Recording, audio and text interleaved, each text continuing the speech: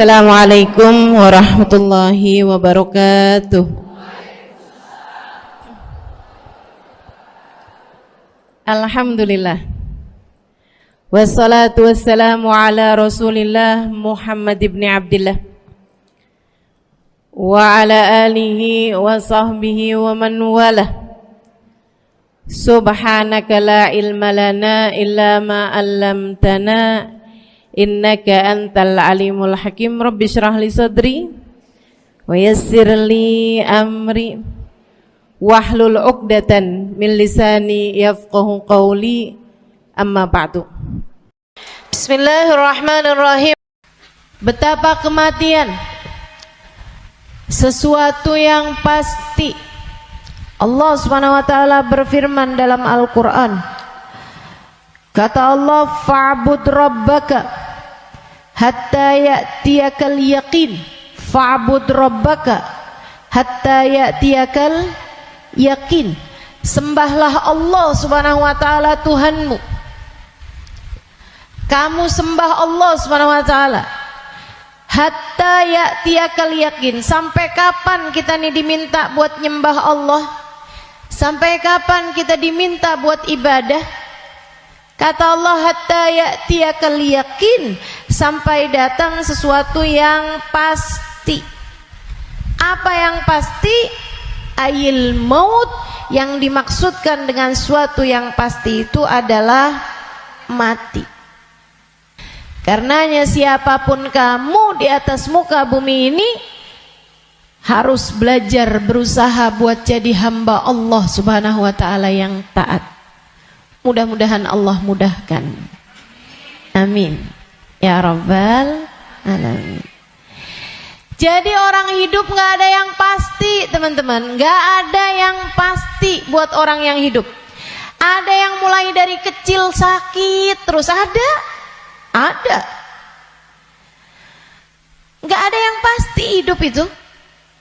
Yang pasti ketika seseorang hidup hanya satu, namanya mati.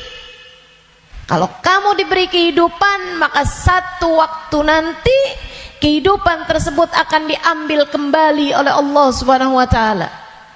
Sebab memang hidup di dunia, begitu kamu diberi kehidupannya, udah pasti kamu akan berjumpa dengan kematian. Enggak ada yang pasti dalam hidup selain mati. Nah, kalau emang yang pasti itu mati, ngapain sisa hidup enggak dipakai buat berbekal menuju sesuatu yang pasti? Ngapain bekalannya untuk sesuatu yang enggak pasti? Misalnya nih, kamu umur tamat SMA, umur 15.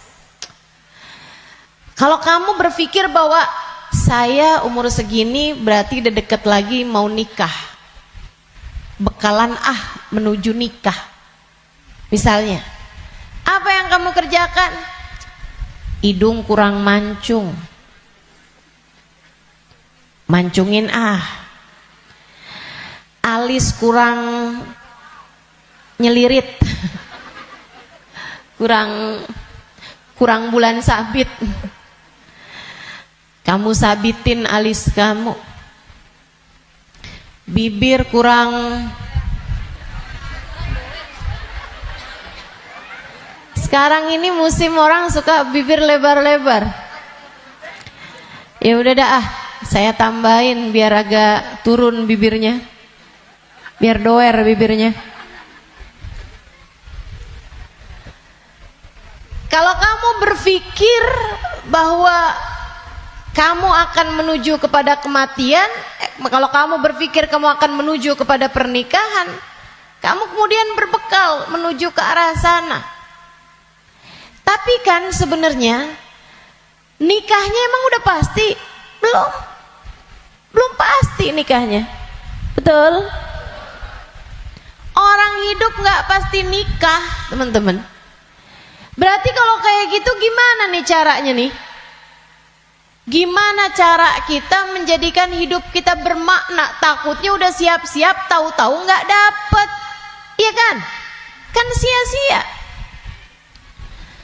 Kalau gitu yang pasti aja, kamu hidup biar bermakna, pastikan hidupmu adalah saatmu berbekal menuju kepada kematian. Saya tuh waktu SD kabarnya pinter. Mungkin ada guru-guru saya di sini. Selamat pagi Bu Guru. Kabarnya dulu pinter waktu saya sekolah. Saudaraku sekalian saya muliakan, tapi saya dulu selalu punya pikiran bahwa bisa jadi umur saya nggak panjang. Walaupun ternyata itu tidak terbukti ya. Sampai dengan sekarang saya masih ada di atas muka bumi ini, udah panjang hidup saya. Dulu itu saya selalu berpikir bahwa bisa saja umur saya nggak panjang. Saya SD, itu saya punya temen sekolah siang, sekolah madrasah, namanya Madrasah Al-Wasliyah. Saya punya temen meninggal dunia, masih seumuran saya gitu kurang lebih. Sejak saat itu saya kayak selalu berpikir bahwa bisa jadi umur saya nggak panjang, bisa saja saya juga meninggal dunia gitu. Akhirnya saya suka berpikir bahwa apa yang harus saya lakukan untuk menjadikan yang saya kerja akan bermanfaat kalau umur saya pendek. Akhirnya saya jadi mikir, kalau saya jadi dokter, umurnya harus panjang loh dokter itu. Karena sekolahnya lama. SMP, SMA, kan saya ceritanya SD. SMP, SMA, kuliah. Kuliahnya S1. Habis itu S2. Habis itu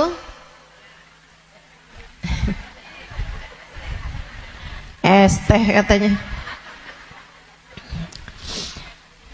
Buat jadi dokter spesialis itu kan mesti banyak sekolahnya. Apalagi kalau mau spesialis yang spesialis lagi gitu. Buat jadi dokter yang bagus. Artinya sekolahnya tuh panjang. Baru bisa jadi dokter yang hebat, dokter yang mumpuni di atas usia 30-an tahun, bahkan mungkin 40-an tahun. Habisnya itu dia praktek mengamalkan ilmunya. Berapa lama? Sampai ketika datang ajal menjemputnya. Manfaatnya ilmunya itu berapa lama? Untuk bisa dipraktekkan bermanfaat buat umat manusia gitu. Sampai dengan berapa lama? Sebentar aja berarti. Kita aja kalau udah dirawat sama dokter yang terlalu tua rada was-was. Betul nggak? Dokternya mau nulis resep, ambil kacamata dulu gitu kan. Terus nulisnya agak tangannya gemeteran. Takut kita. Ini kalau misalnya dia ngelihatnya salah-salah gitu kan. Atau dia mau nyuntik tangannya udah gemeteran. Waduh, udah kayaknya rada gimana gitu. Tapi kita sama dokter muda juga kita ragu-ragu. Betul gak? Coba tuh. Betapa ternyata mau jadi dokter aja itu umurnya cuman dari sekitar 40 sampai ke 50 atau 60 tahun dah gitu. Cuman segitu doang. Sisanya udah enggak tuh. Udah enggak maksimal. Saudaraku sekalian saya muliakan, saya jadi mikir gitu. Wah, kalau gitu enggak usah jadi dokter deh. Takutnya umur-umur 30-an tahun saya meninggal, saya enggak bekalan apa-apa nih. Apa ilmu, apa hal yang bisa membuat saya bisa nggak nyesel kalau saya mati muda? Itu yang saya pikirkan lagi zaman saya SD. Hingga akhirnya saya memutuskan untuk saya akan belajar di pondok pesantren. Biar saya kenal sama agama Allah. Biar saya ngerti caranya jadi hamba Allah. Biar saya kenal sama baginda pemimpin agama saya, baginda Nabi besar Muhammad. Biar saya bisa dekat dengannya, hingga semoga begitu saya meninggal dunia saya dapat berjumpa dan bertemu dengannya. Itu harapan saya. Akhirnya saya belajar di pondok-pondok pesantren, terus belajar. Saudaraku sekalian yang saya muliakan, alhamdulillah saya rasakan ilmu saya udah bermanfaat dari sejak usia 20 tahun. Saya udah mulai mengajar dari usia 20 tahun dan saya mengajarnya dalam bahasa Arab di kota Tarim, Hadramaut, Yaman. Saudaraku sekalian saya muliakan, pada akhirnya kehidupan mengajarkan kita bahwa jangan mau memperjuangkan sesuatu yang tidak kamu bawa mati.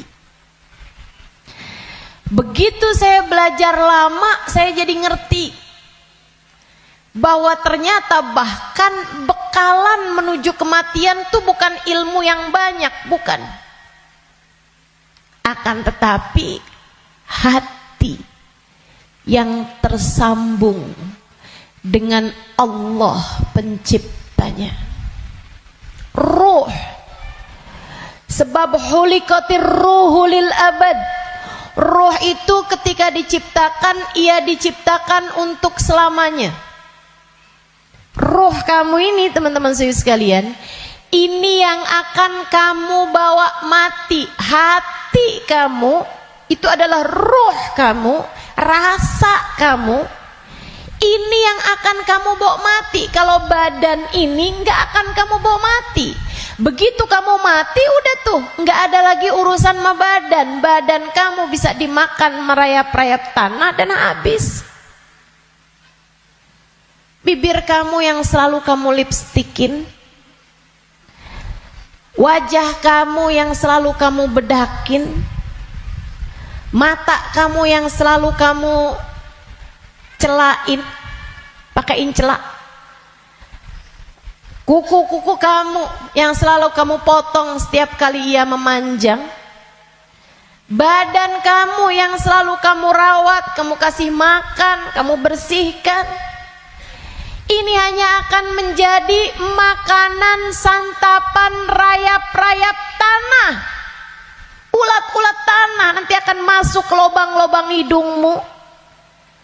Ia akan masuk dalam seluruh anggota tubuhmu dan kamu habis. Makanya katanya Sayyidina Ali bin Abi Thalib, siapa yang kerjanya buat badannya, siapa yang hidupnya hanya mementingkan urusan tubuhnya, silakan cari pahalanya kepada rayap-rayap tanah. Silakan minta balasannya kepada rayap-rayap tanah. Ulat-ulat tanah, mereka yang senang banget, wih, mulus. Ih, badannya bagus. Enak banget nih kita makannya, katanya gitu. Saudariku sekalian yang saya muliakan, bukan untuk itu kamu diciptakan, bukan untuk itu kamu diciptakan. Yang aslinya dari diri kamu adalah ruhmu, yang sejatinya pada dirimu tidak akan terpisahkan adalah hatimu. Ala inna fil jasadi mudghah, idza salahat salahal jasad kullah, wa idza fasadat fasadal jasad kullah. Ketahuilah di dalam tubuh manusia terdapat segumpal darah, disebut hati. Jika bagus, bagus semuanya, jika rusak, rusak semuanya. Ketahuilah segumpal darah tersebut adalah hati. Disitulah roh ditiupkan. Disitulah ruh sejatinya berada, meskipun mengalir sampai ke seluruh tubuh kita. Ruh itu dihembuskan saat janin badanmu itu berusia 4 bulan dalam rahim ibu kamu, ditiupkan lewat ubun-ubun. Makanya Bu, ketika Allah menciptakan batok kepala kita, itu semuanya udah full kecuali ada satu lubang kecil di ubun-ubun. Makanya kalau anak bayi ubun-ubunnya masih lembut, tulangnya belum keras, karena asalnya memang bolong. Kenapa Allah bolongin? Buat niupnya ruh, ditiupkannya ruh saat usia 4 bulan tuh dari situ. Rohnya dimasukin, ditiupkan oleh malaikatnya Allah Subhanahu wa taala.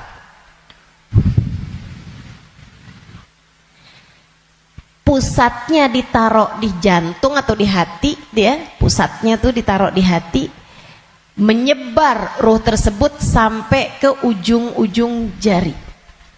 Itu ruh. Kalau datang kematian, dicabut lagi dari ubun-ubun. Malaikat pencabut nyawa sama halnya dengan malaikat peniup ruh, itu memulai pekerjaannya dari ubun-ubun. Ini nyabut nyawanya juga dari sini. Dicabut dari atas kan, yang duluan hilang yang kaki. Makanya orang kalau mati tuh kakinya duluan yang dingin. Yang lain masih hangat tapi kaki udah dingin, itu berarti sudah memulai proses pencabutan nyawa. Sama kayak ada prosesnya bayi ketika keluar, makanya ada istilah pembukaan 1, pembukaan 2, pembukaan 3 tuh. Sama halnya juga dengan peniupan ruh. Ruh juga begitu. Ketika ditiupkan dan ketika dicabut itu juga seperti itu. Ada masa-masa berhentinya, namanya sakarat. Namanya sekarat. Ala inna lil mauti sakarat, kata Nabi Muhammad sallallahu alaihi wasallam. Ketahuilah, kematian ada sekaratnya. Kematian ada hentakan-hentakannya, enggak sekaligus. Kematian ada tahapan-tahapannya.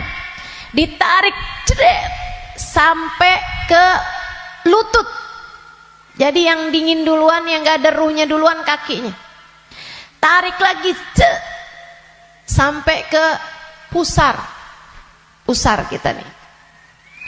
Tarik lagi sampai ke ulu hati. Banyak orang yang kalau orang tersebut dimurka Allah Subhanahu wa taala, malaikat maut mencabut nyawanya dengan main-main. Dimain-mainin rohnya. Padahal sakitnya setengah mati. Kata Sayyidina Ali bin Abi Thalib, la darba bisayf 30 darbah ahab ilayya min sakrah min sakaratil maut.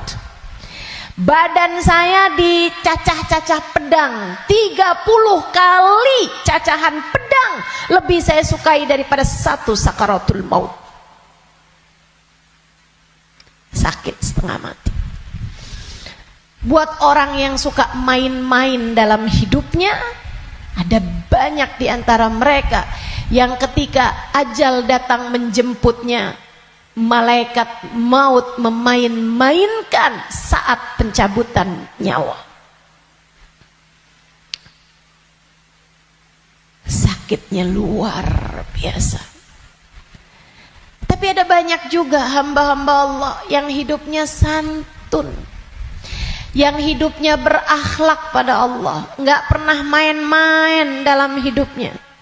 Allah pun memudahkan saatnya sakaratul maut.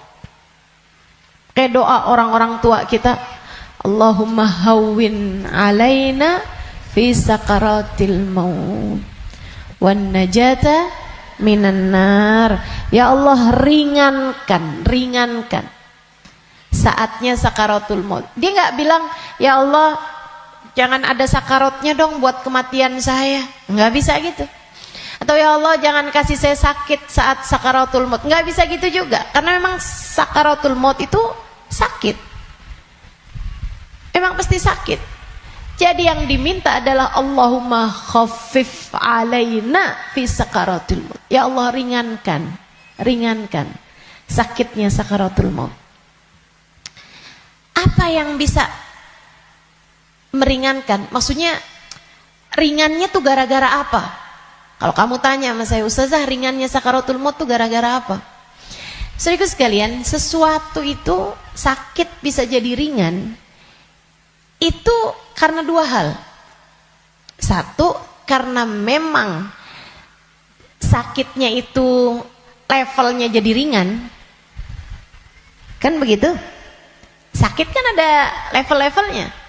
Memang Allah jadikan sakitnya itu ringan, jadi berkurang sakitnya. Itu banyak yang seperti itu, sehingga sakaratul mautnya kayak nggak sakarat gitu, karena sama sekali nggak kesakitan. Ada yang begitu, memang diringankan sama Allah Subhanahu Wa Taala.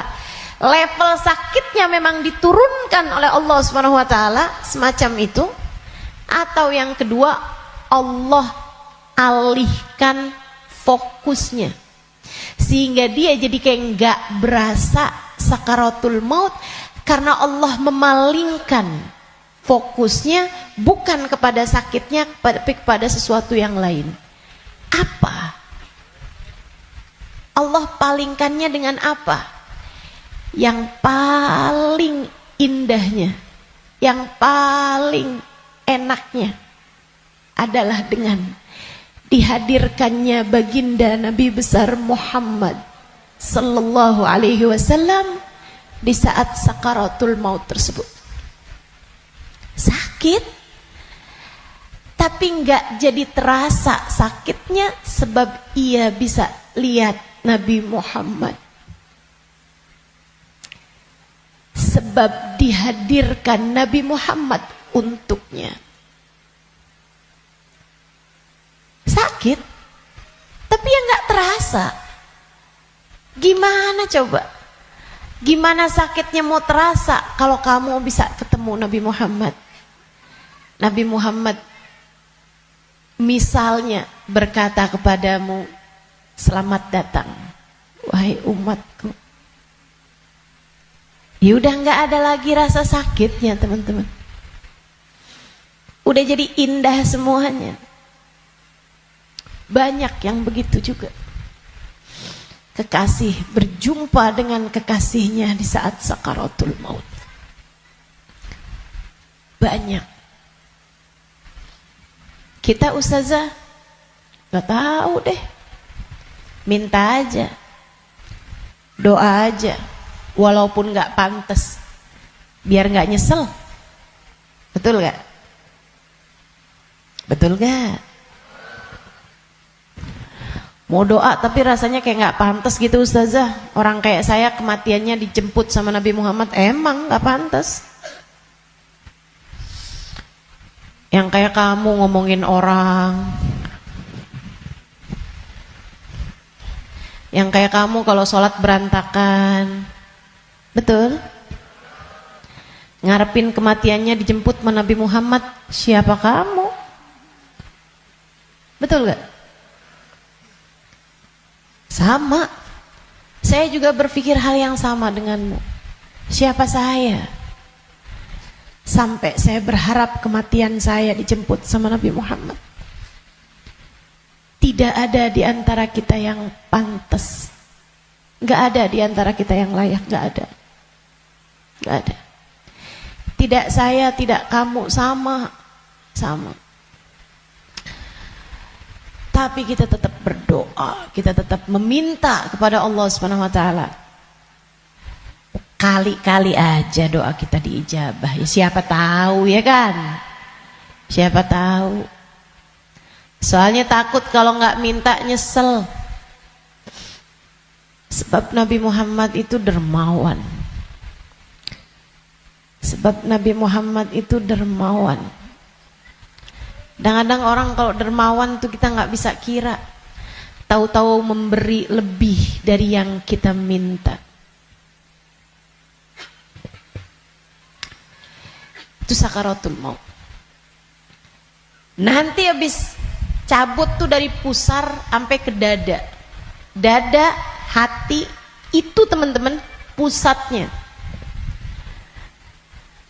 Allati tattali'u alal afidah.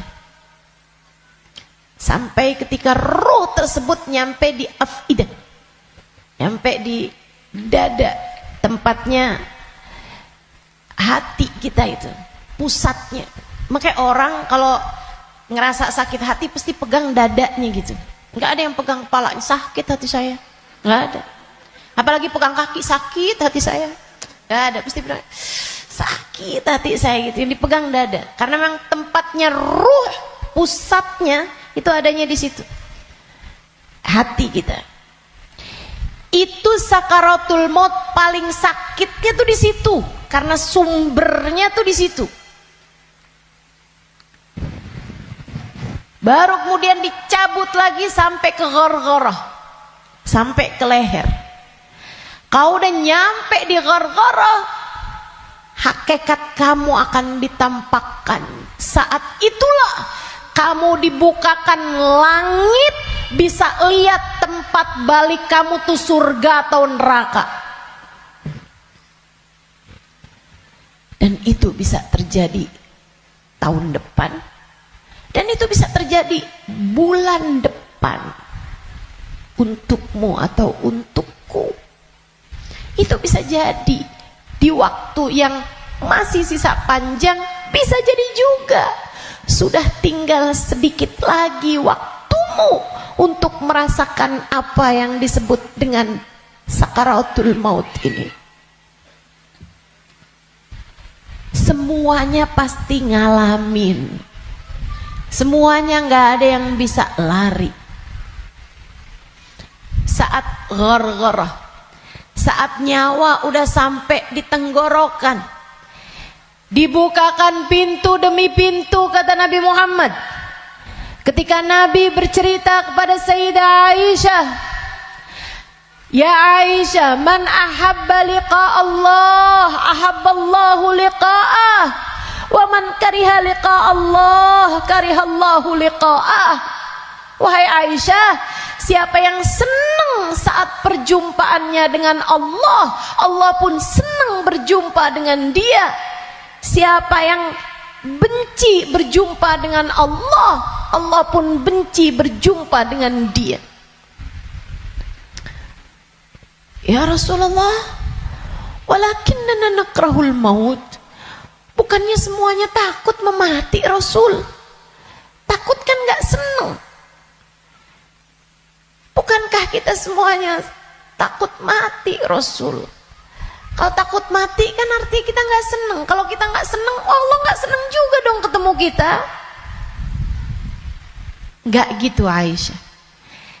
Tapi nanti saat ghargharah, saat nyawa sudah di tenggorokan, Allah akan bukakan langit-langit dan Allah akan perlihatkan tempat kembali bagi roh seseorang. Rohnya itu baliknya kemana? Siapa yang ketika dibukakan langit-langit tahu tempat kembalinya adalah neraka, dia pun takut ketemu sama Allah, dia benci berjumpa dengan Allah, Allah pun benci berjumpa dengannya, walaupun dia bunuh diri sekalipun. Dia bunuh diri nih, pengen mati kan orang bunuh diri. Tapi begitu ruhnya sampai di tenggorokan, begitu dia lihat tempat kembalinya adalah neraka, dia pun takut, kepengen gak jadi bunuh diri. Dia pun pengen balik hidup lagi. Karena dia lihat ternyata tempat kembalinya adalah neraka yang sangat menakutkan. Dia benci berjumpa dengan Allah, Allah pun benci berjumpa dengannya. Sebaliknya, orang mukmin, orang yang tawadhu, orang yang hidupnya buat nyari Allah, walaupun sebenarnya takut, walaupun sebenarnya ngeri, tapi saat langit dibuka, dia diperlihatkan bahwa tempat kembalinya adalah surga. Dia pun rindu, dia pun ingin, dia pun cinta untuk berjumpa dengan Allah. Dia pun bahagia, dia sukacita berjumpa dengan Allah. Allah pun sukacita berjumpa dengannya. Allah pun suka untuk berjumpa dengannya. Nih, saat ghargharah ini Allah cerita dalam Al-Quran di surat Al-Mu'minun,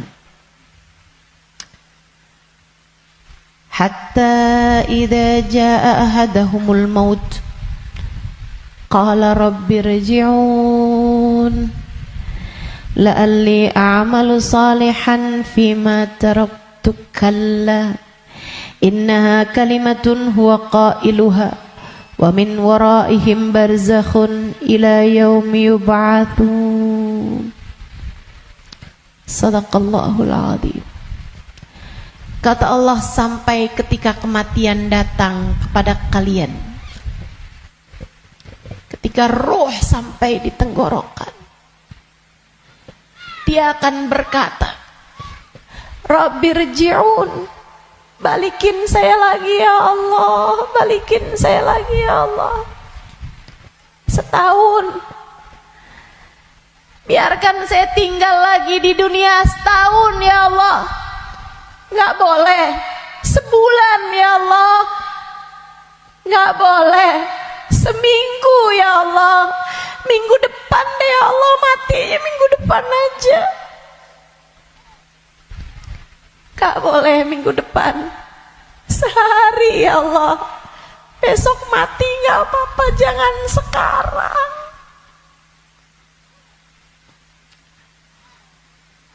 Gak boleh sejam ya Allah, sejam. Sejam lagi matinya ya Allah, balikin lagi ya Allah. Rabbirji'un la'alli a'malu salihan fima taraktu. Saya akan segera bagi-bagi harta saya buat sedekah. Saya akan segera sholawatan kepada Nabi Muhammad. Saya bakal segera baca Al-Quran. Saya bakal segera sholat. Saya mau minta maaf sama orang-orang.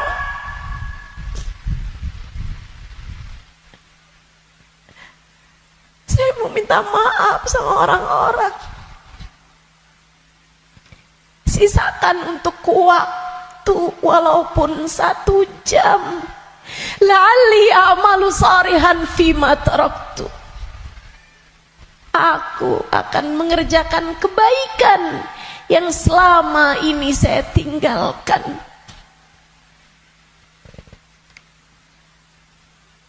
Apa jawab Allah? Kalla innaha kalimatun huwa qailuha. Enggak ada. Sekarang kalimatmu itu hanya jadi omong kosong belaka.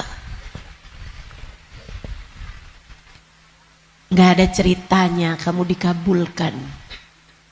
Waktunya sudah habis. Game over. End. Udah habis. Kamu nggak punya nyawa cadangan. Kamu nggak punya hidup simpanan. Kamu tidak sedang dalam masa percobaan. Begitu kamu masuk usia balik, semua sudah mulai tercatat untukmu. Tak ada lagi waktu untuk kembali. Innaha kalimatun huwa qailuha. Itu hanya sekedar kalimat disampaikan begitu aja. Kamu minta balik, enggak ada ceritanya. Wa min waraihim barzakhun ila yaumi yub'atsun. Sekarang waktunya kamu hidup di alam barzakh sampai hari kiamat datang. Dah tuh, nggak bisa balik lagi. Makanya serem sama kematian teman-teman, karena dekat. Aqrab ghaib yuntadhar, kata Nabi Muhammad. Perkara gaib yang paling dekat sama kita kematian. Si ini meninggal, si itu meninggal, si itu meninggal, si itu meninggal. Semua meninggal.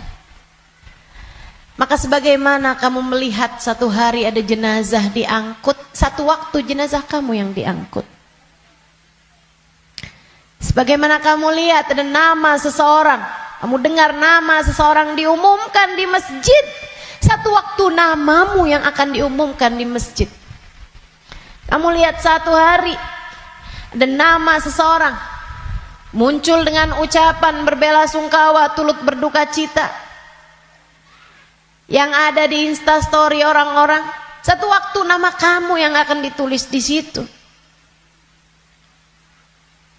Sebagaimana ada broadcast di grup-grup WhatsApp yang menuliskan nama-nama orang dengan ucapan meninggal dunia, satu waktu akan ada namamu yang ada di situ. Inna lillahi wa inna ilaihi rojiun. Turut berduka cita atas meninggalnya Halimah binti Utsman al-Idrus. Akan ada waktunya. Semua akan ada waktunya. Semua akan ada gilirannya. Pasti, tanpa terkecuali. Kamu akan datang giliranmu. Pasti, tanpa terkecuali. Kamu bakal mati, Bu. Kamu akan mati, Dek. Kamu bakal mati, Nak. Pasti. Masalahnya tinggal, akankah Allah berkenan menerimamu? Saya tuh dulu suka liatin tulisan kalau ada orang meninggal dunia, semoga rohnya diterima di sisi Allah. Saya suka mikir gitu, ya masa ditolak, ya diterima lah. Fakta membuktikan. Kita nggak pernah lihat ada orang habis meninggal dunia terus balik lagi. Lah, bukannya kamu seminggu yang lalu meninggal? Oh, nggak diterima. Pernah? Nggak pernah. Ya saya suka pikir gitu, jadi terima lah. Masa mau ditolak? Orang meninggal mau meninggal gitu. Tapi sesudah saya belajar, tuh waktu saya kecil mikirnya begitu. Sesudah saya belajar di pondok pesantren, belajar terus. Saya jadi paham betapa berartinya ucapan itu. Sebab kamu, saya, ketika meninggal dunia akan menjadi salah satu dari dua kelompok orang. Ada yang ruhnya diterima di sisi Allah dengan penuh keridhaan. Ada yang ruhnya diusir dari rahmatnya Allah, sebab Allah murka kepadanya. Kalau waktu hidup kayak gini nih, kamu lagi punya perlu, kamu datang ke rumah saudaramu, ditolak dari yang satu, bisa kamu datang ke tempat saudaramu yang lain. Anak kamu harus masuk rumah sakit, harus segera dioperasi, misalnya gitu. Harus ada DP yang harus kamu bayar, atau ada keperluan apapun misalnya. Kamu bisa datang ke tempat saudaramu, dia nggak bukain pintu, kamu bisa datang ke tempat yang lain. Dia nggak ngasih, kamu bisa datang ke tempat yang lain. Kamu misalnya mau bikin kopi, gulanya nggak ada, misalnya gitu. Mau bisa datang tempat saudara kamu, sebelah kamu, tetangga kamu, gak dikasih, gak dibukain pintu, atau dibilang gak ada misalnya, bisa lagi ke tempat saudaranya, tempat sebelahnya. Orang hidup ini andai ditolak dari yang satu, kita masih punya pilihan tempat yang lain. Seapa-apanya masih ada pilihan tempat yang lain. Tapi kalau kamu meninggal dunia, kamu hanya akan menjadi wa inna ilaihi raji'un, hanya akan kembali kepada Allah Subhanahu wa taala. Kalau pintu rahmatnya Allah tertutup darimu, kalau kamu diusir dari kasih sayang Allah Subhanahu wa taala, Allah tidak berkenan menerimamu, kemana kiranya kamu akan pergi? Terusir dari pintu rahmatnya Allah, kamu mau kemana? Bu, Kak, Dek, Nak, saya sampaikan ini dengan sungguh-sungguh. Jangan pernah mau main-main dalam hidupmu. Jangan main-main sama hidup. Sebab selama kamu hidup, kematian masih akan membayangi. Dan begitu datang kematian sementara Allah belum ridho kepadamu, sangat mungkin rohmu tidak diterima Allah, hingga Allah pun mengusirmu dari pintu rahmatnya, dan kamu dikembalikan kepada lembah kemurkaannya.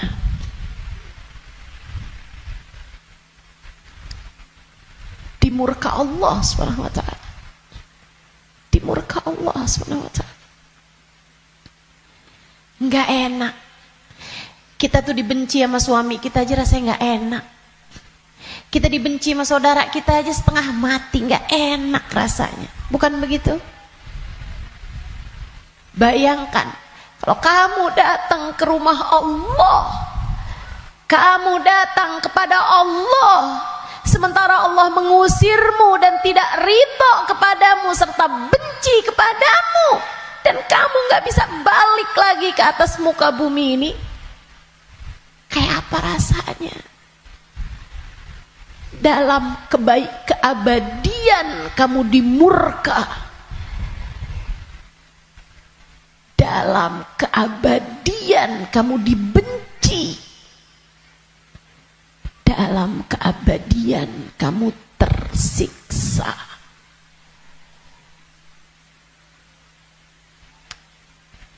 Nggak akan sabar, nggak akan sabar. Makanya sekarang nih di dunia kamu masih bisa sabar. Kalau lagi nggak enak sabar aja. Malam-malam ngantuk mau tahajud, yang sabar. Bangun tahajud, yang sabar. Biar nanti kamu nggak ketemu waktu di mana kamu tidak akan sabar menghadapinya. Kamu nggak akan kuat ngadepinnya. Sekarang kamu kuat. Buat puasa kamu kuat. Buat baca Quran kamu kuat. Buat hadir majelis taklim kamu kuat. Buat baca maulid kamu kuat. Buat berbuat baik pada orang tua kamu kuat. Buat berbuat baik sama suami kamu kuat. Buat doain anak-anak kamu kuat. Buat ngurusin rumah kamu kuat. Buat ngerjain kebaikan-kebaikan kamu kuat. Maka kerjakan apa yang kamu kuat untuk menghindarkan diri dari sesuatu yang kamu nggak bakal kuat. Bertahanlah terus. Bertahanlah untuk tetap menjadi solehah. Yang sabar jadi solehah. Tetaplah jadi hamba Allah yang solehah. Gak kuat nih saya, enggak, kamu kuat, kamu kuat. Saya gak kuat lagi Ustazah ngadepin suami kayak begitu. Kuat, kamu kuat. Saya nggak kuat lagi Ustazah ngadepin orang tua saya nih Ustazah. Kuat, kamu kuat. Nggak kuat lagi saya ngadepin anak-anak saya Ustazah. Kamu kuat, kamu kuat. Kamu kuat. Saya nggak kuat puasa, kuat. Saya nggak kuat tahajud, kuat. Saya nggak kuat baca zikir habis duhur, habis subuh ke isyraq, kuat. Saya nggak kuat baca ratib malam-malam hari, ngantuk saya, kuat. Kamu kuat ngerjain itu semua. Saya nggak kuat Ustazah buat berbuat baik sama semua orang. Saya pengen marah aja semuanya. Enggak, kamu kuat. Jangan marah-marah, jangan marah-marah. Kamu kuat, teman-teman saya sekalian. Yang nggak kuat kalau kamu mati dan kamu terusir dari rahmatnya. Yang kamu nggak kuat kalau sampai di dalam kubur ruhmu disiksa, kamu nggak akan kuat. Yang nggak kuat kalau kamu datang malaikat yang menanyai dalam kuburan dan kamu nggak bisa jawabnya, hingga kemudian malaikat tersebut mulai menyiksamu, kamu nggak akan kuat. Sisanya di dunia ini kamu kuat. Saya dijahatin terus Ustazah sama tetangga saya nggak kuat lagi, kamu kuat. Saya ditinggalin sama teman-teman saya nggak kuat. Percaya saya, kamu kuat. Saya sakit Ustazah, saya udah nggak kuat lagi, kuat. Yang kamu nggak kuat kalau kamu sampai diusir dari rahmatnya Allah. Yang kamu nggak kuat kalau ruhmu keluar, dan bisa jadi itu bulan depan, bisa jadi itu minggu depan. Saat ruhmu keluar dan kamu ngelihat tempat kembalimu adalah neraka, kamu nggak akan kuat.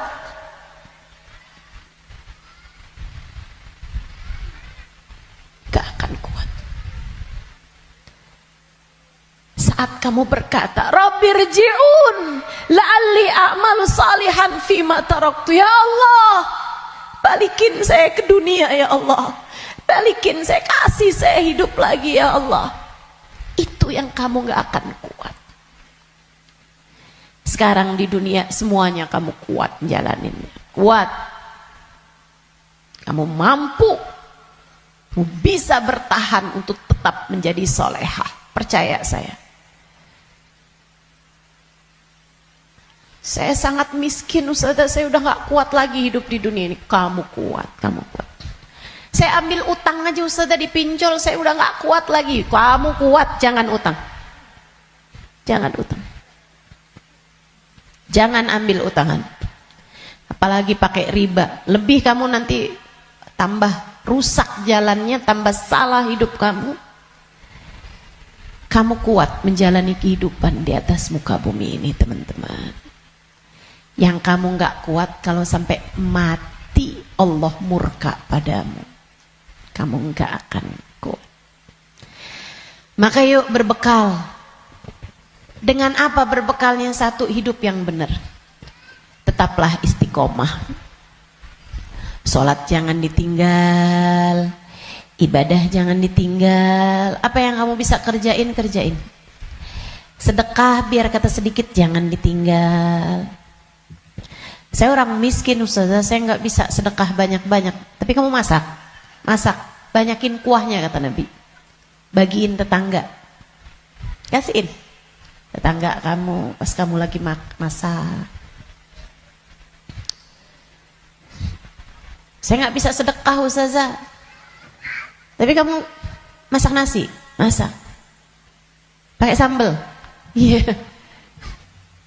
Apa? Tempe goreng.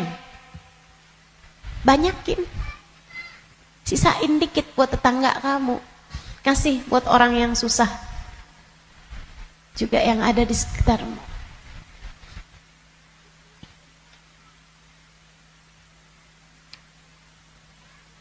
Itu pesan Nabi kita Muhammad sallallahu alaihi wasallam.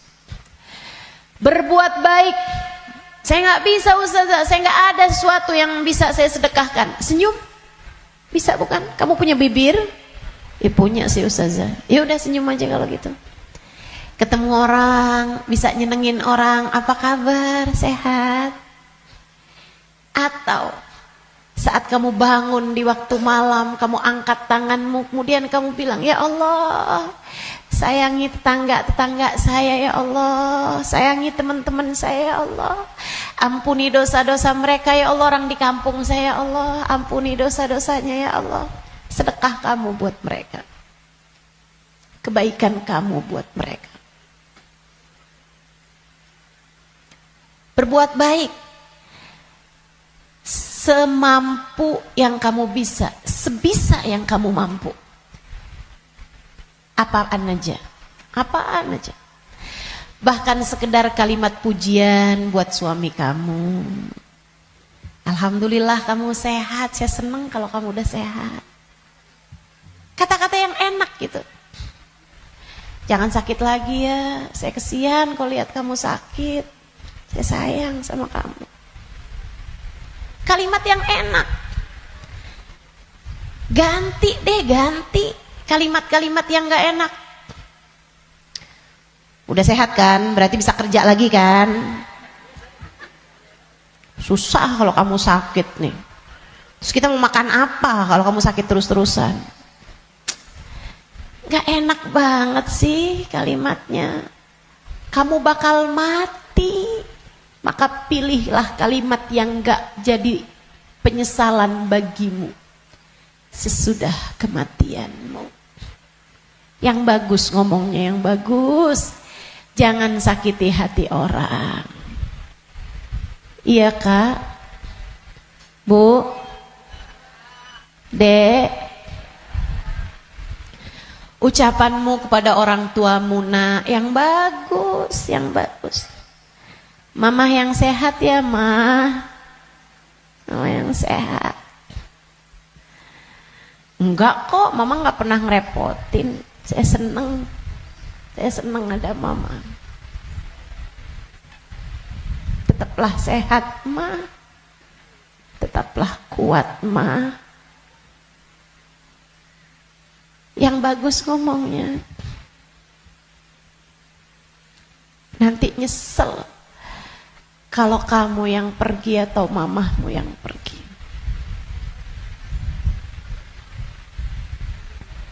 Kepada abahmu, ayahmu, gitu juga. Ngomong yang bagus-bagus aja. Biar nggak tambah banyak penyesalanmu ketika datang ajal menjemputmu. Apapun dari kebaikan yang bisa kamu lakukan, lakukanlah. Udah nggak usah pakai mikir-mikir. Saya mau pakai kerudungan kapan ya? Gak usah. Sekarang orang senegeri udah pakai kerudungan semua kok. Selagi kamu perempuan ya pakai penutup aurat. Saya nggak tahan Ustazah, saya nggak kuat pakai jilbab. Ah kuat kok. Semua kuat. Bismillah. Bismillah. Lakukan kebaikan, jangan tinggalkan. Sebab seperti mana kamu hidup, seperti itulah kamu akan mati. Jika kebaikan yang kamu lakukan dalam hidupmu, kamu hanya akan berjumpa dengan kebaikan-kebaikan sesudah kematianmu.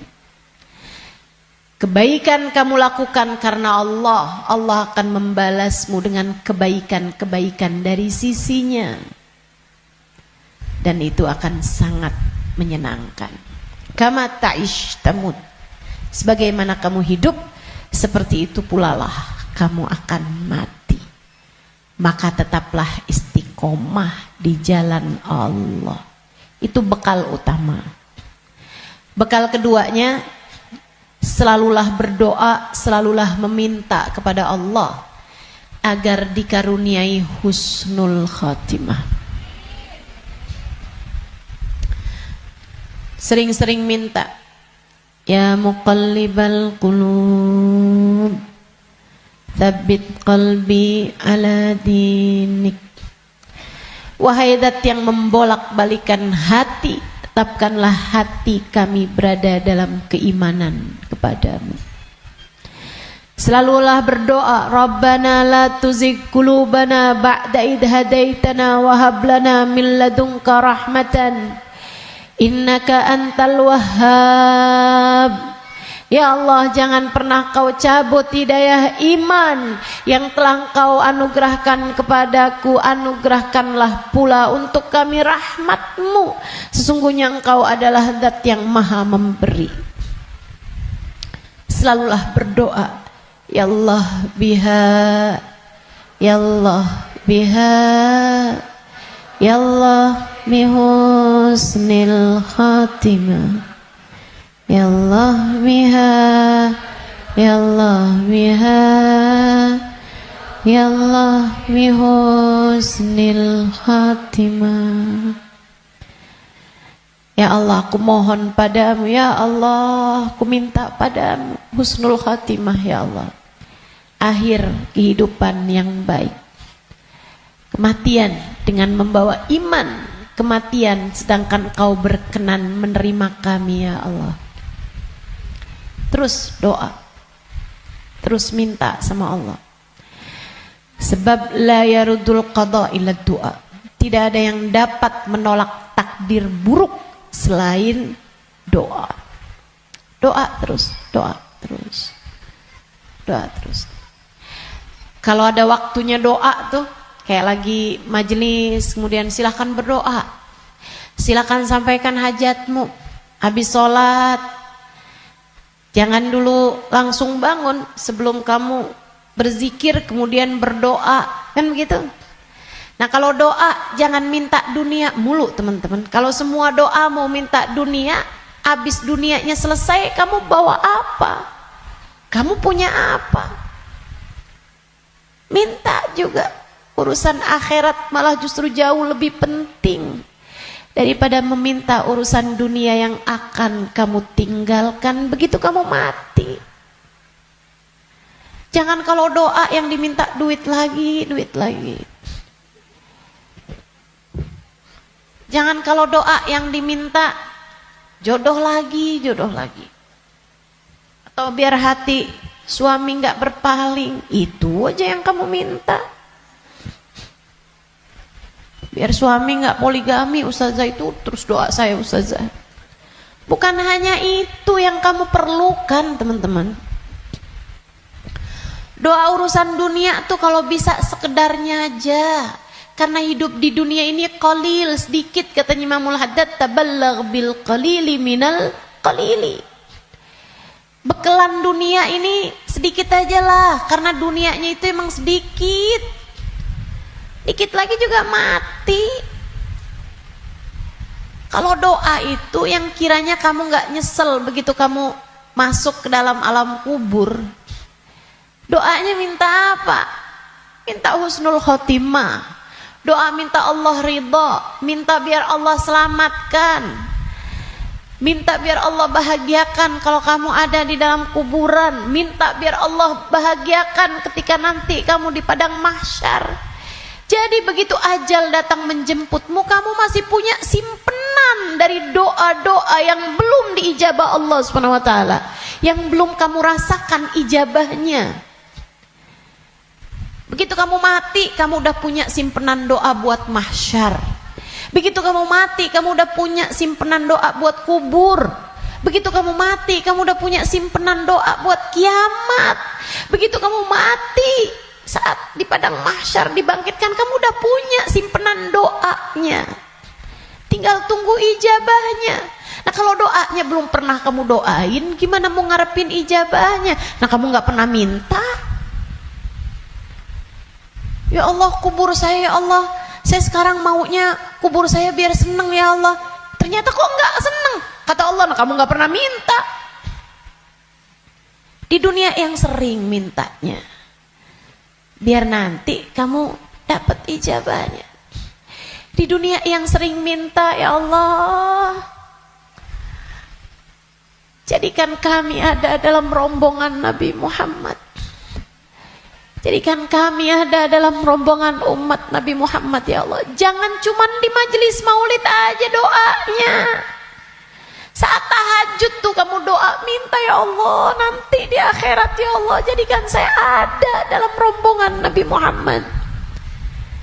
Biar nanti begitu kamu mati, kamu udah punya simpenan doanya, tinggal nunggu ijabahnya. Kata Allah, ud'uni astajib lakum, mintalah, niscaya akan aku beri. Jadi di akhirat kamu tinggal nungguin saat doa mau diijabah. Sebab kalau kamu mintanya nanti gitu kan di akhirat, ya itu tadi kata Allah, innaha kalimatun huwa qailuha. Kalimatmu tuh nggak ada artinya lagi, nggak ada maknanya lagi. Sebab akhirat bukanlah tempat berbuat. Dunia nih tempatnya berbuat. Akhirat hanyalah tempat untuk dibalas. Kalau saatmu di dunia kamu hanya minta dunia, apa yang kamu persiapkan buat sesudah kematianmu?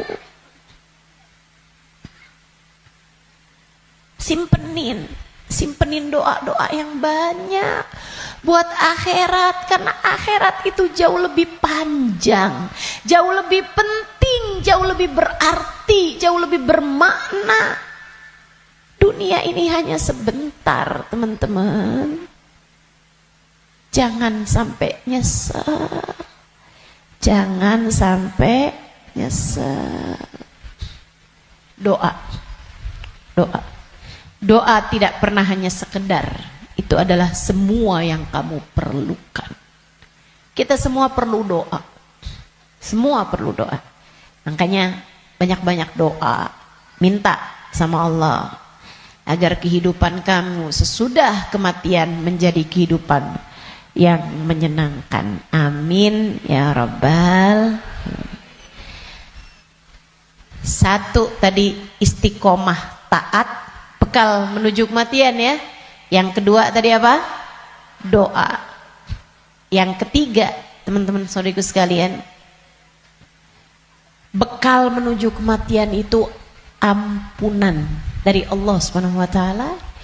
Itu bisa kamu dapat dengan memohon ampunan, beristighfar dan bertaubat, meninggalkan dosa-dosa.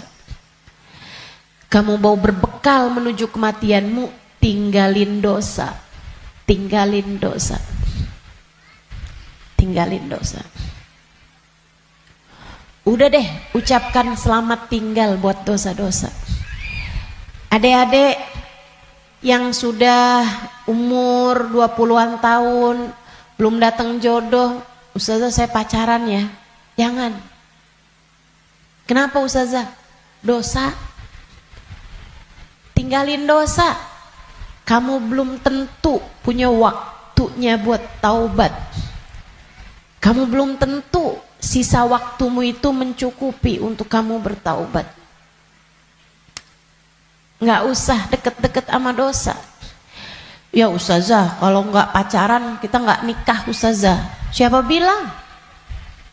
Banyak kok orang-orang nikah nggak pakai pacaran.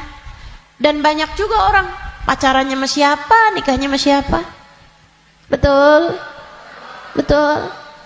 Ngapain kamu menghabiskan energi, menghabiskan rasa hanya untuk menjaga jodoh orang? Ngapain? Udah jauh lebih aman kamu gak usah jagain jodoh orang, kamu jagain hidup kamu sendiri. Sebab yang akan mendapatkan balasannya adalah dirimu sendiri. Dek, Nabi Muhammad tuh seneng sama pemuda-pemuda yang taat, lebih daripada senengnya Nabi Muhammad sama orang-orang tua yang taat. Jadi kamu gak usah nunggu tua buat taat.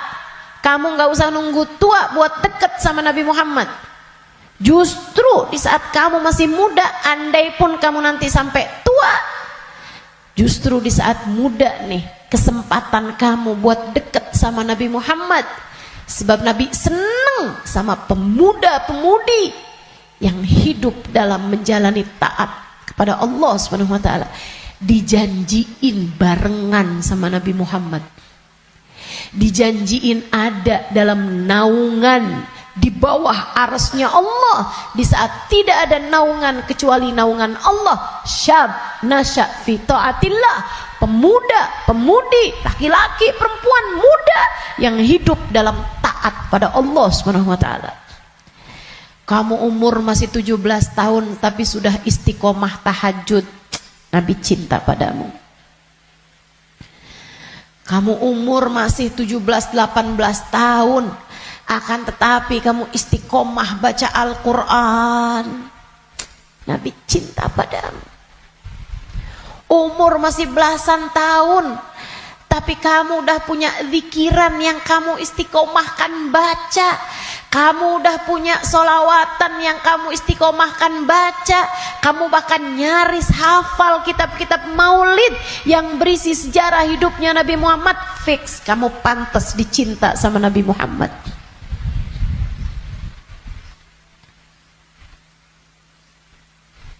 Kamu punya kesempatan besar untuk bisa jadi orang yang kelak di hari akhirat nanti membersamai Nabi Muhammad. Tinggalin dosa, dek, tinggalin dosa, gak ada pentingnya. Kamu gak akan seneng nantinya sama dosa itu. Kelihatannya kayak bagus tapi bikin sumpek. Kelihatannya kayak enak tapi bikin hati gelap. Kelihatannya kayak membahagiakan, padahal itu hanya akan menyusahkan hidupmu saja. Tinggalin dosa. Semua yang ada di sini, yang tua, yang muda, tinggalin dosa, tinggalin dosa. Itu cara kamu biar bisa berbekal menuju kematian yang indah. Yang terakhir, kamu pengen berbekal menuju seindah-indah kematian adalah dengan mencintai orang-orang soleh. Gaulmu itu loh benerin. Gaulnya sama orang bener, biar kamu bisa bener. Sayangnya sama orang bagus di mata Allah, orang soleh, orang solehah. Sayangnya sama ulama, sayangnya sama guru-guru, gitu kan? Sama ustadz, sama ustadzah, sama kiai, sama bunyai, sama habib, sama habibah, sama hubabah. Itu bikin kamu bisa jadi orang-orang yang meninggalnya nanti dalam keadaan-keadaan yang indah. Tentu di akhirat kita semuanya ingin dikumpulkan dengan orang-orang baik. Maka kalau kamu di akhirat nanti dikumpulkan orang baik, caranya adalah bersamalah dengan mereka dari sejak di dunia. Bersamalah dengan mereka dari sejak di dunia.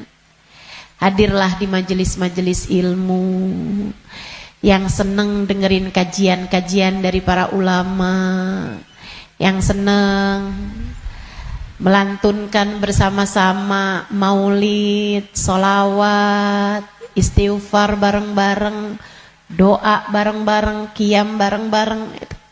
Kebersamaanmu dengan apapun di dunia akan membuatmu bersama di akhirat nanti dengan orang-orang yang kurang lebih sama. Hadirnya, senangnya di majelis-majelis ilmu, majelis-majelis zikir, majelis maulid kayak begini, sangat pantas nanti dikumpulinnya di akhirat dengan orang-orang soleh-solehah. Kamu pikir orang-orang soleh-solehah kumpulnya di mana kalau bukan di tempat-tempat yang semacam ini? Makanya ayo bismillah, cintai mereka. Andai pun kamu nggak lagi bersama dengan mereka, para ulama-ulama, para hamba-hamba Allah soleh-soleha, tetaplah bersama dengan mereka dalam doa. Saat doa tuh, saat doa, sertakan hamba-hamba Allah yang soleh-soleha. Guru-gurumu doain, ulama-ulama doain, orang-orang tercinta di sisi Allah doain. Ustazah, Kan nggak manfaat ya Ustazah. Saya ini kan orang punya banyak dosa, ngapain doain guru-guru saya? Orang-orang taat semua, ahli-ahli ibadah semua, ngapain saya doain? Saya jauh lebih perlu buat didoain sama mereka daripada saya mendoakan mereka. Andai pun begitu, ini masalah keberpihakan. Ini masalah kebersamaan. Ini masalah urusan penautan hati. Teman-teman saudaraku sekalian, saya doakan guru-guru saya doakan Habib Umar bin Hafid, saya doakan Hubabah Nur, saya doakan Habib Zain bin Smith, saya doakan mereka biar hidupnya menyenangkan, biar betah hidupnya di dunia, biar sehat. Saya doakan mereka biar semakin dicinta Allah, semakin disayang Allah. Saya doakan semoga lancar dakwahnya, semoga bahagia hidupnya. Saya doakan. Teman-teman saudaraku sekalian, saya doakan. Walaupun saya yakin saya lebih memerlukan doa mereka daripada doa saya. Apalah arti doa saya untuk mereka? Saya tahu itu. Tapi saya tetap berdoa untuk sebuah keberpihakan. Saya doa untuk sebuah keberpihakan. Saya doa. Teman-teman saudaraku sekalian saya muliakan, kamu tahu nggak? Kalau ada artis-artis dunia, aktor-aktor dunia, pemain bola sakit misalnya, yang doain ribuan orang, yang doain bahkan mungkin jutaan orang mendoakan orang tersebut, yang bahkan mohon maaf banyak diantara mereka yang nggak beriman kepada Allah.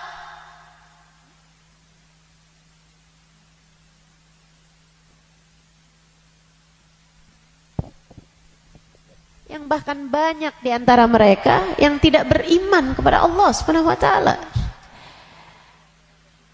Kenapa orang-orang mau mendoakan orang tersebut? Itu dia tuh namanya keberpihakan, penautan hati. Kita doain guru-guru kita walaupun kita merasa kita lebih perlu doa mereka daripada doa kita, daripada mereka terhadap doa kita, biar Allah tahu ada orang-orang soleh dalam lisan-lisan kita.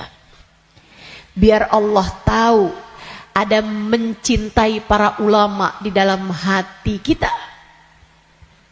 Biar Allah lihat hati kita punya cinta yang besar kepada hamba-hamba yang tercinta di sisi Allah. Pada akhirnya biar Allah tahu kita ada di jalan mereka. Kita ada di jalan mereka. Biar semoga di akhirat nanti Allah membersamakan kita bersama dengan mereka. Penting mencintai orang-orang soleh. Sebab almar'u ma'aman ahab, seseorang di akhirat nanti hanya akan dikumpulkan dengan orang yang dia cintai. Dan yang paling penting buat kita cintai, nomor satu, yang ada di puncaknya adalah baginda kita Nabi besar Muhammad. Maka bekal terbesar untukmu datang di negeri akhirat adalah dengan kamu mencintai dan banyak menyebut nama Nabi Muhammad dalam solawat-solawatmu kepadanya. Kata beliau, siapa yang suka memuliakan akhir-akhir segala sesuatu, Allah akan memuliakan akhir kehidupannya dengan husnul khotimah. Allah itu menjadikan al-umur bi khawatimiha. Segala urusan tergantung dari bagaimana akhirnya. Kata Nabi kita Muhammad sallallahu alaihi wasallam, al-umur bi khawatimiha. Segala urusan tergantung dari bagaimana akhirnya.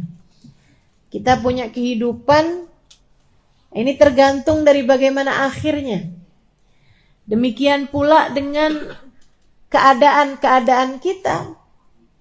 Allah SWT menjadikan akhir-akhir segala sesuatu tuh yang paling bagusnya. Kayak makanan aja, kata Nabi Muhammad, al-barakah fil akhir. Berkah adanya di akhirnya. Makanya jangan ninggalin sisa di makanan. Yang paling berkahnya justru ada pada bagian akhirnya. Saudaraku sekalian saya muliakan, hari nih, sepanjang hari sama sepanjang malam, yang paling bagus bagian akhirnya. Sepanjang hari ini paling bagusnya saat menjelang maghrib. Saat sore tuh. Jelang-jelang maghrib. Sama waktu paling afdol bahkan dalam sehari semalam adalah bagian terakhir dari waktu malam. Thuluthul lailil akhir. Sepertiga malam yang terakhir. Bahkan dalam hadis Nabi Muhammad SAW mengatakan, Innallaha yanzil fi thuluthil lailil akhir wa yunadi hal min mustaghfirin hal min taib. Sesungguhnya Allah Subhanahu wa taala turun di sepertiga malam yang terakhir. Kemudian manggil-manggil. Mana nih di antara hambaku yang mau bertaubat, yang mau kembali, aku akan terima. Mana nih di antara hambaku yang mohon pertolongan, aku akan beri padanya pertolongan. Siapa nih di antara hambaku yang memohon ampunan, aku akan beri padanya ampunan. Hal min talib hajatin, siapa nih di antara hambaku yang meminta satu hajat, fauniluhul matalib, maka aku akan kabulkan segala hajat-hajatnya. Waktu paling mustajab di akhir malam, sesaat menjelang subuh. Sampai-sampai dikatakan ma'uqitatil wilayah illa fi jawfil lail. Tidak diberikan kewalian kecuali di malam yang sangat gelap, di kegelapan malam. Kapan kegelapan malam? Malam semakin gelap, pertanda fajar sebentar lagi terbit. Artinya bahwa waktu paling gelapnya malam adalah di bagian terakhirnya malam. Nah, itu para wali-wali jadi wali karena mereka ada di waktu tersebut sedang munajat, sedang berdoa, sedang meminta, sedang ibadah pada Allah Subhanahu wa taala. Jadi kalau lagi mikir gitu, jangan-jangan saya wali. Coba diingat-ingat. Tahajudmu gimana? Ibadahmu di waktu malam gimana? Yang masih banyak tidurnya kayak kita ini udah deh. Yang penting selamat. Gak usah ngarep jadi wali. Sedikit sekalian, waktu paling mustajab, waktu paling berkah di akhir bagian malam. Demikian pula dengan akhirnya minggu, hari Jumat. Hari Jumat tuh akhirnya minggu. Nah itu kan paling afdol. Hari dalam seminggu paling afdolnya adalah hari Jumat. Saudaraku sekalian saya muliakan, kemudian akhir bulan. Itu namanya ayyamus sud, hari-hari gelap. Sunnahkan untuk berpuasa. Sebagaimana disunnahkan pula untuk berpuasa pada hari-hari terang. Yaitu ayyamul bid, tanggal 13, 14, 15 dari tiap bulannya. Nah, itu merupakan waktu-waktu yang mustajab. Termasuk juga yang segera akan kita jelang.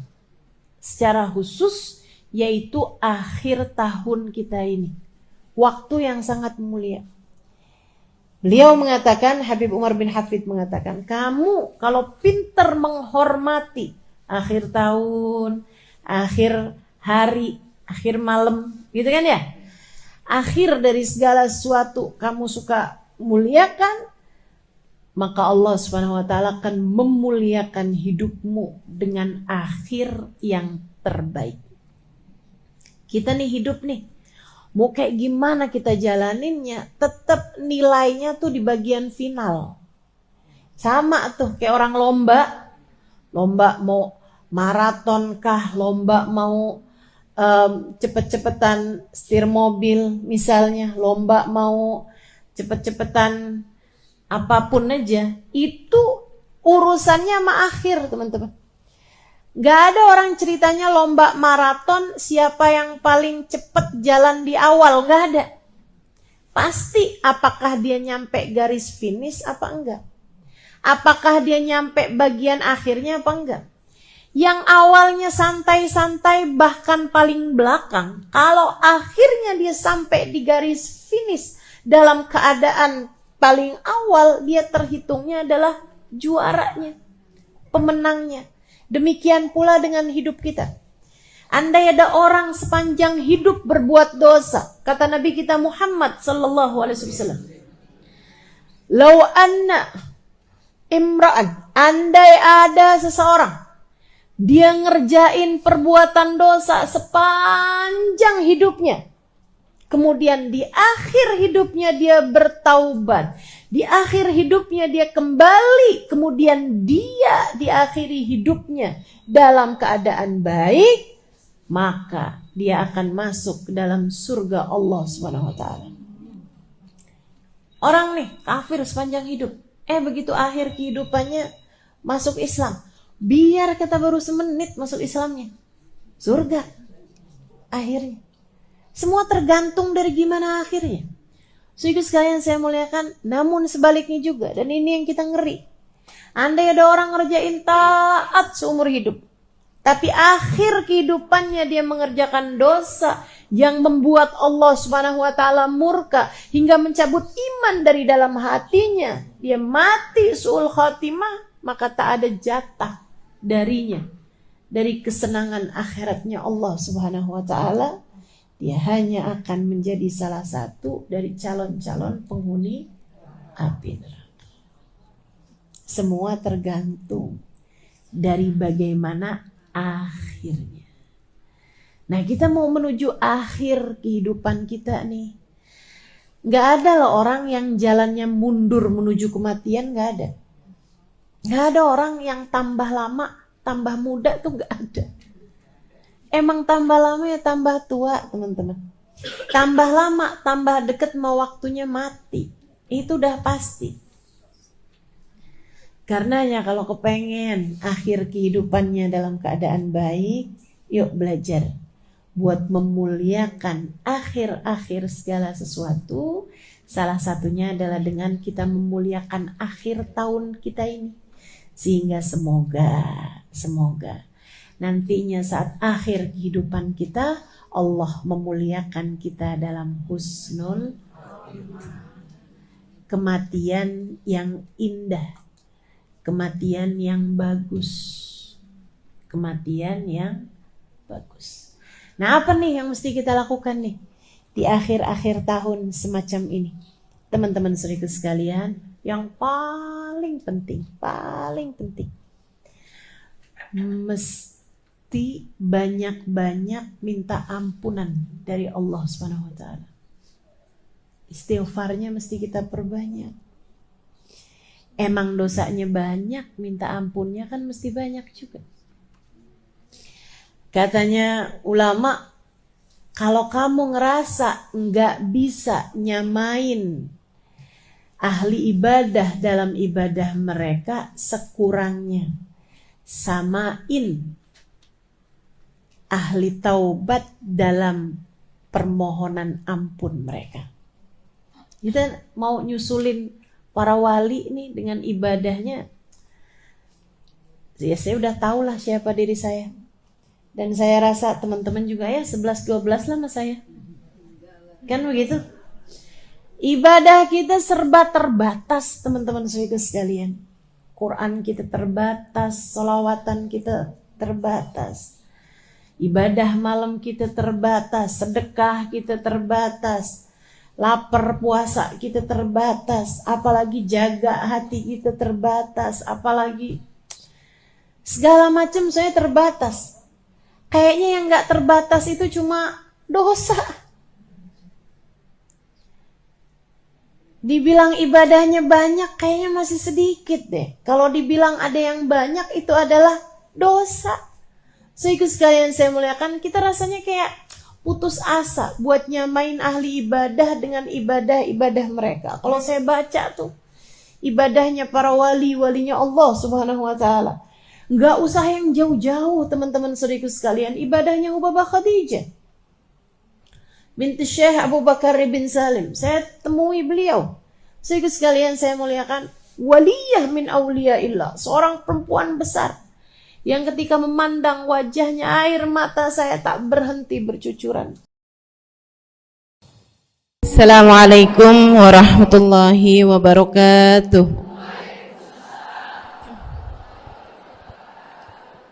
Alhamdulillah.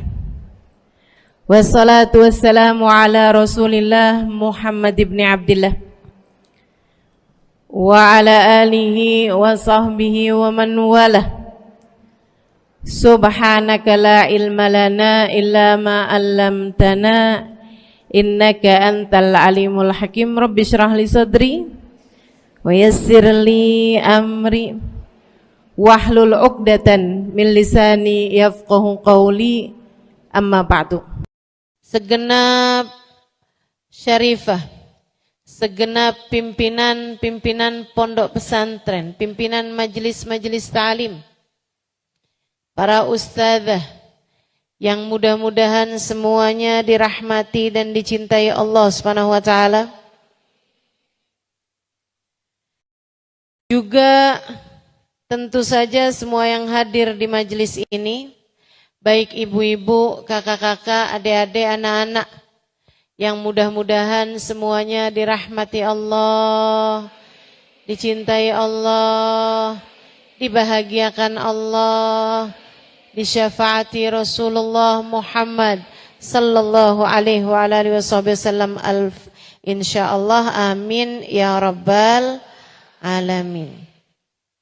Saudaraku sekalian saya muliakan, kalau saya ditanya apa yang paling diperlukan manusia dalam hidupnya di atas muka bumi ini, saya bisa sampaikan padamu bahwa yang paling kita perlukan di dalam kehidupan kita, bahkan bukan hanya di dunia, melainkan juga sampai ke negeri akhirat nanti, ada dua hal. Yang pertama, rahmatnya Allah. Yang kedua, syafaatnya Nabi Muhammad. Yang pertama, rahmatnya Allah.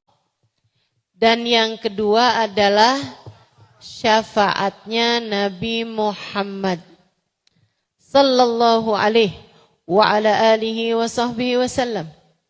Kedua hal ini merupakan hal terpenting untuk kita dapatkan di kehidupan dunia sebelum merupakan hal paling penting untuk bisa kita raih saat kita masuk ke dalam negeri akhiratnya Allah Subhanahu wa ta'ala. Orang kalau hidup di dunianya dirahmati Allah, disyafaati Rasulullah, mau kaya, mau miskin, mau sehat, mau sakit, mau pinter, mau kurang pinter, mau cakep, mau kurang cakep, hidupnya terarah, hidupnya terbimbing, hidupnya terjaga, hidupnya menjadi hidup yang bahagia. Kalau dapat rahmatnya Allah, kalau dapat syafaatnya Nabi Muhammad. Dua hal itu. Selebihnya teman-teman saudara sekalian, itu hanyalah artinya kita bersolawat kepada Nabi, mendoakan Nabi Muhammad untuk mendapatkan rahmatnya Allah. Ustazah, kok kita doain Nabi sih Ustazah? Kan Nabi lebih mulia dari kita. Kenapa kita nih yang hina dina penuh dosa harus mendoakan Nabi Muhammad? Bukankah semestinya Nabi Muhammad yang mendoakan kita, bukannya kita yang mendoakan Nabi Muhammad? Ini teman-teman saya sekalian, doa itu enggak semestinya begitu. Doa itu tidak semestinya begitu. Yang namanya mendoakan itu adalah meminta kepada Allah Subhanahu wa taala Jalla Jalaluhu wa ta'ala azamatuh, itu bisa dari orang yang hina untuk orang yang mulia, bisa juga dari orang yang mulia untuk orang yang hina. Karenanya yang namanya doa, orang tua mendoakan anaknya, iya. Anak mendoakan orang tuanya juga, iya. Kan begitu? Guru mendoakan murid-muridnya, benar, harus. Guru harus mendoakan murid-muridnya. Tapi murid yang baik adalah murid yang juga mendoakan gurunya. Nabi mendoakan umatnya, umat mendoakan nabinya. Itu konsepnya doa. Bukan berarti yang mendoakan harus lebih mulia daripada yang didoakan. Enggak kayak begitu. Ada banyak dalil-dalilnya. Nabi bahkan meminta doa kepada Sayyidina Umar Ibn al-Khattab alaihi ridwanallah. Ketika Sayyidina Umar berangkat pergi haji. Sayyidina Umar tuh berangkat hajinya lebih duluan daripada Nabi Muhammad sallallahu alaihi wasallam. Pada tahun ke-9 dari hijrah, Sayyidina Umar berangkat. Tahun ke-10 Nabi Muhammad sallallahu alaihi wasallam berangkat haji, pulang 11 karena kan Dzulhijjah, habis itu kan pulang Muharram. Muharramnya tahun ke-11, Nabi Muhammad bulan Rabiul Awal meninggal dunia. Tahun ke-11 Hijriah. Sayyidina Umar berangkat duluan buat pergi haji tahun itu, tahun ke-9 Hijriah. Waktu Sayyidina Umar pamitan sama Nabi Muhammad, Rasul, saya berangkat haji duluan. Memastikan juga keadaan di sana seperti apa. Lebek ya Umar. Sebelum Sayyidina Umar berangkat, Nabi Muhammad bilang begini, ya Umar, la tansa ukhayyak minad du'a. Wahai Umar, janganlah kamu lupakan sahabat kecilmu ini. Sahabat dari sejak kecilmu ini. Sahabat dari sejak kita kecil-kecilan udah bersahabatan gitu ya. La tansa ukhayyak minad du'a. Janganlah kamu lupakan sahabatmu dari sejak kecil ini dari doamu selama di sana. Nabi pesan sama Sayyidina Umar buat doain Nabi Muhammad sallallahu alaihi wasallam. Nabi juga memerintahkan kita untuk saling doa mendoakan antara sesama kita. Kata Nabi Muhammad sallallahu alaihi wasallam, iltamisu min ikhwanikumud du'a. Mintalah doa, carilah doa dari orang-orang yang ada di sekitar kalian, dari saudara-saudara kalian sesama muslim, karena kamu gak pernah tahu dari lisan siapa Allah mengijabah sebuah doa. Jadi bersolawat kita kepada Nabi Muhammad adalah mendoakan Nabi Muhammad SAW biar Nabi Muhammad dapat rahmatnya Allah SWT yang diiringi dengan ta'zim, yang diiringi dengan cintanya Allah SWT dan pengagungannya Allah kepada Nabi Muhammad SAW. Ustazah, doain Nabi Muhammad dapat rahmat. Emangnya Nabi Muhammad kurang apa?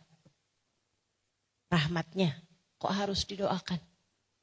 Ibu-ibu sekalian, rahmatnya Allah itu luas tak terbatas. Sehingga nggak ada ceritanya orang itu mentok, udah nggak bisa lagi dirahmati Allah tuh nggak ada. Karena rahmatnya Allah itu luas. Rahmati wasi'at kulla syai'. Rahmatku lebih luas daripada segala sesuatu. Itu satu.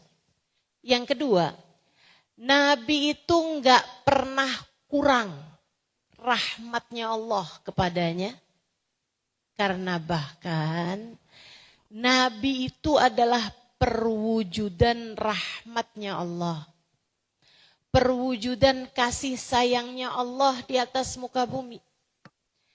Katanya Allah Subhanahu wa taala dalam Al-Qur'an, a'udzu billahi minasyaitonir rajim, wa ma arsalnaka illa rahmatan lil alamin. Tidaklah kami utus engkau wahai Nabi Muhammad, melainkan sebagai bentuk kasih sayang kami di atas muka bumi. Engkau diutus sebagai rahmat kami wahai Nabi Muhammad kepada alam semesta. Jadi Nabi Muhammad